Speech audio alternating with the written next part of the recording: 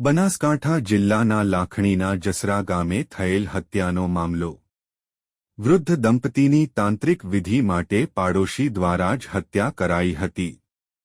Police દ્વારા અલગ અલગ ટીમો બનાવી હત્યાને અંજામ આપનાર 4 આરોપીઓને ઝડપી પાડવામાં આવ્યા હતા।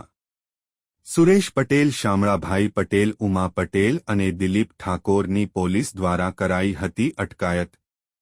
હત્યાની ઘટનાને અંજામ આપનાર 4 આરોપીઓને લાખણી કોર્ટમાં રજૂ કરાયા।